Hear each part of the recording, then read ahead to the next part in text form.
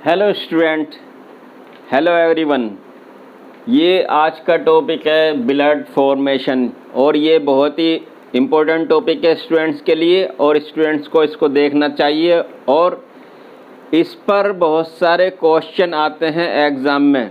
तो इस टॉपिक को ध्यान से देखिए कि ब्लड की फॉर्मेशन किस तरह से होती है और कहाँ पर होती है और ब्लड हमारी बॉडी के लिए कितना इम्पोर्टेंट है। तो ब्लड हमारी बॉडी के लिए बहुत ही इम्पोर्टेंट है क्योंकि ये हमारी बॉडी के अंदर सर्कुलेशन करते हुए तमाम तरह के जो भी न्यूट्रिएंट्स होते हैं, ऑक्सीजन होती है, विटामिन्स होते हैं, हार्मोन्स होते हैं, उनको कैरी करने का काम करता है और फिल्ट्रेशन के ज़रिए जो नाइट्रोजिनस सब्सटेंस हैं उनको एग्जिट करने का काम भी करता है। तो ये टॉपिक बहुत ही इम्पोर्टेंट है स्टूडेंट के लिए। इसमें बहुत सारे क्वेश्चन बनने वाले हैं, तो इस टॉपिक को ध्यान से देखिए कि ब्लड की फॉर्मेशन कहाँ होती है। ब्लड सबसे पहले देखते हैं कि ब्लड कंपोज्ड बाय 4 कंपोनेंट्स। ठीक, तो ये बनता है प्लाज्मा और आरबीसी और ल्यूकोसाइट्स और प्लेटलेट्स से मिलकर के बना होता है। 4 चीज़ों से मिलकर बना होता है। इसके कंपोनेंट्स 4 होते हैं जो हमने अभी बताए, प्लाज्मा, आरबीसी, प्लेटलेट्स और ल्यूकोसाइट्स। प्लाज्मा हमारी बॉडी में सबसे ज़्यादा परसेंटेज में होता है। इसका कलर येलो होता है। क्योंकि हमारे पास येलो कलर नहीं है इसलिए हमने उसको नॉर्मल ऐसे ही छोड़ दिया है। और ये है आरबीसी। जब इसको सेंट्रीफ्यूज किया जाता मशीन में घुमाने के बाद तो उसके बाद इस तरह से जो है सेपरेट हो जाती हैं ये आरबीसी, प्लेटलेट्स और ल्यूकोसाइट्स वगैरह। तो यहाँ पर एक बफी कोड बनता है, ये होता है 5%। प्लाज्मा होता है 55% और आरबीसी होते हैं 45%। तो आरबीसी की लाइफ क्या होती है ये भी ध्यान रखना ज़रूरी है। आरबीसी की लाइफ होती है 120 डेज़। और ये क्वेश्चन आ जाता है, कई बार आता रहता है कि आरबीसी की लाइफ कितनी होती है, तो आप इसको ध्यान से देख लीजिए। और ये भी क्वेश्चन आता है कि आरबीसी में न्यूक्लियस होता है या नहीं होता, तो उसके अंदर न्यूक्लियस नहीं होता, नो, इसको कट कर देंगे, नो न्यूक्लियस। अब आता है डब्ल्यूबीसी के बारे में कि डब्ल्यूबीसी में न्यूक्लियस होता है या नहीं होता है। तो उसमें न्यूक्लियस होता है, प्लेटलेट्स में भी न्यूक्लियस होता है। तो अब आते हैं इधर कि ये जो है ब्लड फॉर्मेशन कहाँ होती है। ब्लड फॉर्मेशन होती है बॉडी की लॉन्ग्स बोन में, जैसे कि थाई बोन जिसको फीमर बोन कहते हैं और लेग बोन जिसको टीबिया बोन कहते हैं और हैंड की ह्यूमरस और ये रेडियस बोन। इनमें जो है मोस्टली जो ब्लड की फॉर्मेशन होती है। और ब्लड फॉर्मेशन के लिए ज़रूरी है कि ब्लड इसको जानना कि बोन्स के अंदर जो है 2 तरह की मेरो होती है। एक होती है रेड बोन मेरो और दूसरी होती है येलो बोन मेरो। तो ये इसका अलग अलग फंक्शन है कि ये जो रेड बोन मेरो की जो सेल्स होती हैं ये होती हैं, इनको कहते हैं हीमोपोietic स्टेम सेल्स। ये बहुत ही यूनिक सेल्स होती हैं और ये मल्टी डिवीज़न और मल्टी डिवाइड होकर के अब बहुत सारे बॉडी के पार्ट्स को, सेल्स को, ऑर्गन्स को और टिश्यूज़ को बनाती हैं। तो जब ये प्रोसेस होता है इसको कहते हैं हीमेटोपोइसिस। तो इसके ज़रिए क्या होता है कि एक सेल मल्टीप्लाई होकर के बहुत सारी सेल में डिवाइड होती है और ये स्टेप बाय स्टेप अपनी शेप को भी चेंज करते रहते हैं। तो सबसे पहले इसमें जो आरबीसी का फॉर्मेशन होती है जिसको एरिथ्रोसाइट कहते हैं और इसको रेड आरबीसी भी कहते हैं। इसको ये क्वेश्चन बनता है कि आरबीसी को क्या कहते हैं, कि इसको एरिथ्रोसाइट कहते हैं। दूसरा फॉर्मेशन होती है थ्रोम्बोसाइट। तो थ्रोम्बोसाइट को या प्लेटलेट भी कहते हैं या प्लेटलेट्स को जो है क्या कहते हैं, थ्रोम्बोसाइट भी कहते हैं।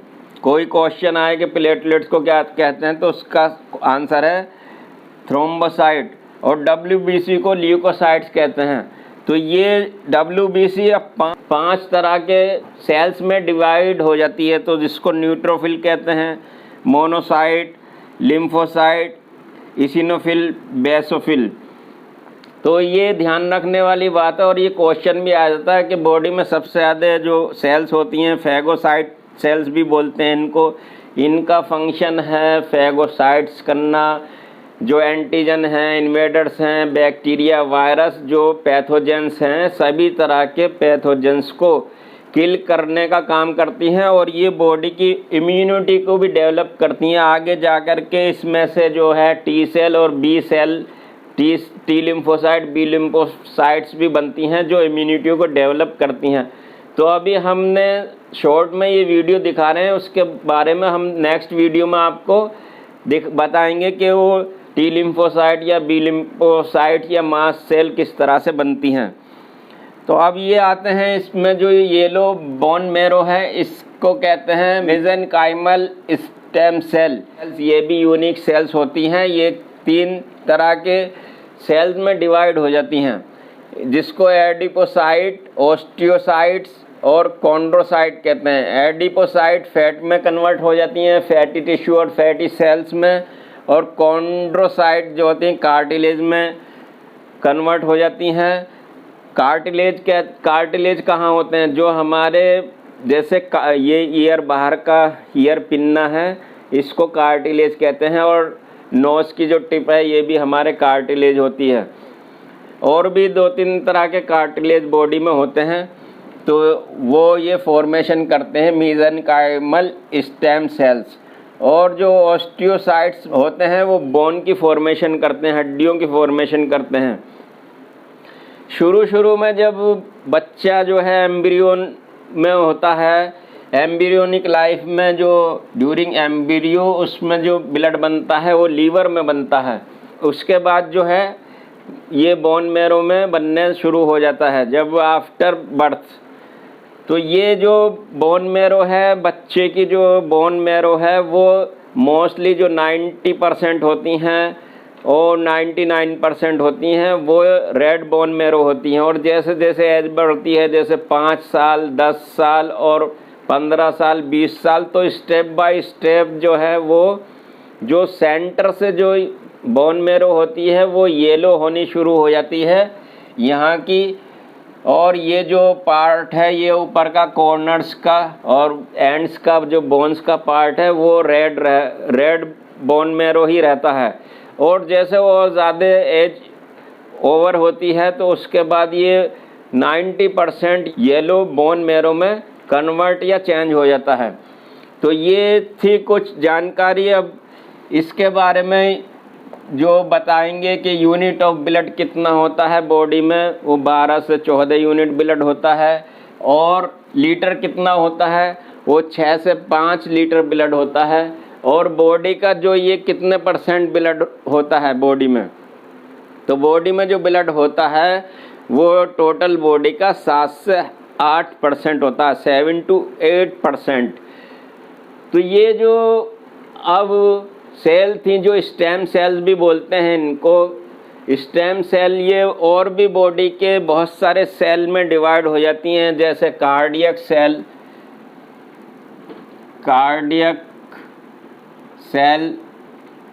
न्यूरॉन, ब्रेन भी बनाती हैं तो न्यूरॉन्स में चेंज होती हैं,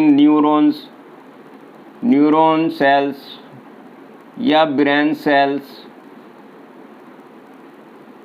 और जो ये लीवर में भी चेंज होती हैं, चेंज होते होते ये कई स्टेज से गुजरती हैं जब जाके ये लीवर की सेल में चेंज होती हैं, लीवर सेल।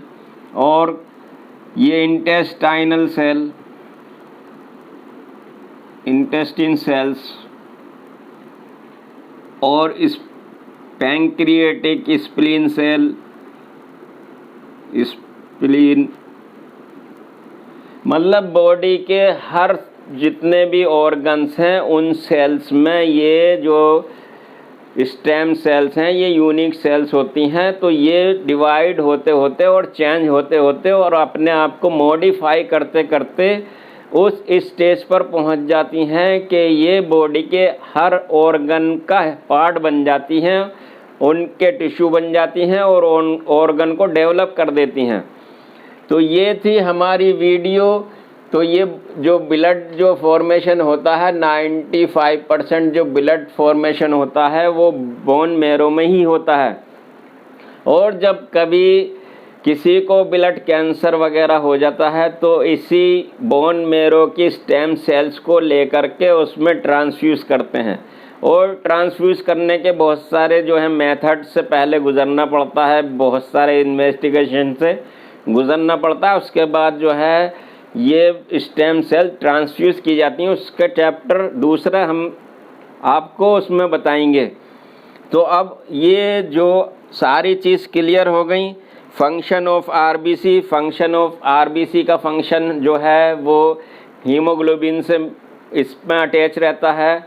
तो आरबीसी जो करती है उसका फंक्शन है ब्लड से ऑक्सीजन को टिश्यूज़ तक पहुंचाना, लंग्स से लेकर के, और फिर कार्बन डाइऑक्साइड को बाहर निकालना। तो ऑक्सीजन को कैरी करने का और गैसेस को कैरी करने का काम करती है आरबीसी।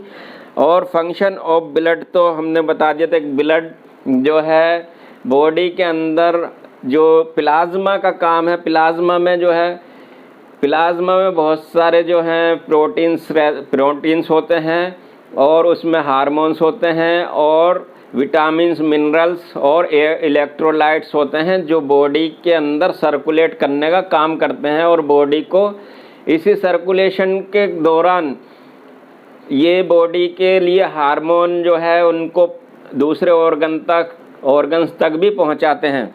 तो प्लाज्मा जो है ये बहुत ही इम्पोर्टेंट रोल प्ले करता है। प्लाज्मा में 90% जो है वाटर होता है और 10% जो है इसमें प्रोटीन होती है। तो ये इसका जो है क्वेश्चन, ये इसमें बहुत सारे क्वेश्चन बन गए हैं, ये आप ध्यान से देखिए। इसमें ये एग्ज़ाम में आने वाले स्टूडेंट के लिए बहुत ही इम्पोर्टेंट चैप्टर है, बहुत ही इम्पोर्टेंट टॉपिक है, जो इसमें बहुत सारे क्वेश्चन आते रहते हैं एग्ज़ाम में। तो इसको ध्यान से देखिए। तो ज़्यादातर जो है अब ये क्लियर हो गया। ये हमारी शॉर्ट वीडियो है, क्योंकि अगर हम ज़्यादा डिटेल में और बताएंगे तो ये वीडियो बहुत लॉन्ग हो जाएगी। आई होप कि ये हमारी वीडियो आपको अच्छी लगी होगी। तो हमारी अगर आपको ये वीडियो अच्छी लगी है तो हमारी इस वीडियो को ज़्यादा से ज़्यादा शेयर कीजिए।